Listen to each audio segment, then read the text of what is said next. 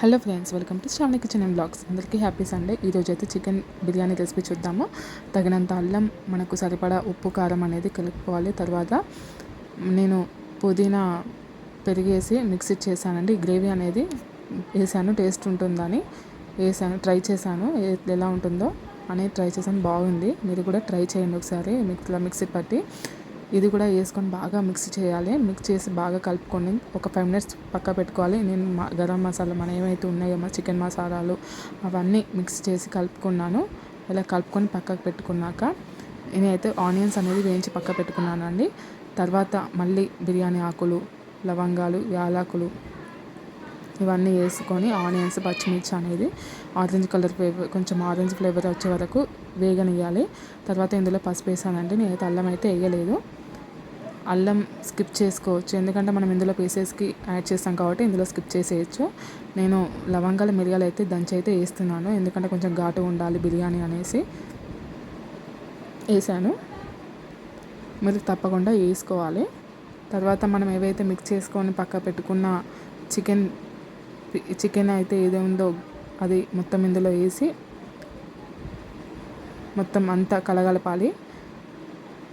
Onions, పచ్చిమిర్చి ఏవైతే కింద ఉన్నాయో మీదికి మొత్తం కలగలపాలి. మొత్తం మిక్స్ చేసుకొని మన ఆయిల్ దీనికి పట్టే విధంగా ఒక 2 మినిట్స్ అనేది 5 మినిట్స్ అనేది ఇట్లా కలుపుకుంటూ ఒక 5 మినిట్స్ ఆయిల్ అనేది వీటికి మంచిగా పట్టే విధంగా ఉంచుకొని ఒక 5 మినిట్స్ అనేది ఇలాగే కలుపుతూ ఉండాలి. అంటే మనకు ఆయిల్ అనేది వీటికి పట్టాలి కదా, సో అనేసి ఇలా కలిపి ఒక 5 మినిట్స్ అయితే ఇలా ఉంచాలి. ఇలా ఉంచిన తర్వాత మనం దీనికి సంబంధించి ఏదైతే రైస్ నానబెట్టుకొని పక్క పెట్టుకున్నామో బిర్యానీకి సంబంధించి ఆ రైస్ అనేది దీని మీద, ఈ చికెన్ మీద అనేది వేసుకోవాలి. ఒక లేయర్ వేసుకున్నాక నేను ఇంత ముందుకు ఆనియన్స్ డీప్ ఫ్రై చేసి పక్క పెట్టుకున్న ఆనియన్స్ అనేది మధ్యలో యాడ్ చేస్తున్నానండి. ఇందులో ఈ ఆనియన్స్ అనేది మధ్యలో యాడ్ చేస్తున్నాను.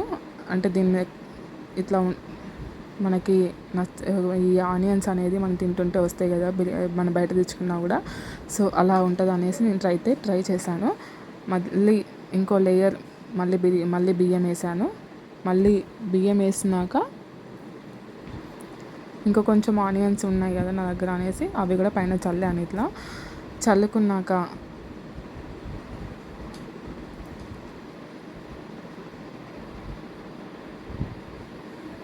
ఓకే అండి, ఇలా అయితే చేశాను. తర్వాత మనము దీనికి సరిపడా నీళ్ళు పోయాలి. అయితే నేను ఇందులోకి 3 గ్లాసెస్ రైస్ తీసుకున్నా కదా, 3 గ్లాసెస్ రైస్కి ఒక 4 గ్లాసెస్ అయితే వాటర్ పోసాను. 3 గ్లాసెస్ పోస్తే బాగుంటుంది, కాకపోతే నేను 4 పోసాను.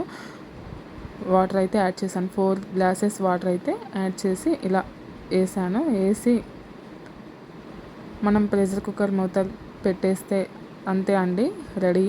బిర్యానీ అనేది రెడీ అయిపోయింది. అంతే అండి, చాలా అంటే చాలా ఈజీ ప్రాసెస్ ఇది. సింపుల్ మెథడ్ ఇది. ఎవరైనా ట్రై చేయండి. నేను కొత్తగానే నేర్చుకున్నాను, కాకపోతే డిఫరెంట్ స్టైల్స్ ఉంటాయి. కాకపోతే మనకు అంత తొందరగా కావాలంటే కాదు కదా, సో ఈజీ ప్రాసెస్ అయితే ఇలా ఉంటుంది. మీరు కూడా ఇంట్లో ఒకసారి ట్రై చేయండి. ప్రెషర్ కుక్కర్లో అయితే ఈజీగా అయిపోతుంది. మనకు అప్పటికప్పుడు చేసుకునే విధంగా అయితే రెడీ అయిపోతుంది. ఇంట్లోనే బిర్యానీ పిల్లలు కావాలన్నా కూడా మనం చేసి పెట్టచ్చు, అంత శ్రమ లేకుండా చాలా ఈజీగా. సో ఇలా అయితే రెడీ అయింది. ఇలా రెడీ అయ్యాక విడివిడిగా పొగలు వస్తున్నాయి కదా, చూడండి. దానికి విడివిడిగా ఎలా అవుతుందో మంచిగా అయింది. రైస్ మాత్రం చాలా నీట్గా అయింది. ఎవరైనా మన ఛానల్ని ఇంతవరకు సబ్స్క్రైబ్ చేయని వారు ఉంటారో వాళ్ళైతే సబ్స్క్రైబ్ చేసి సపోర్ట్ చేయండి. Thank you for watching.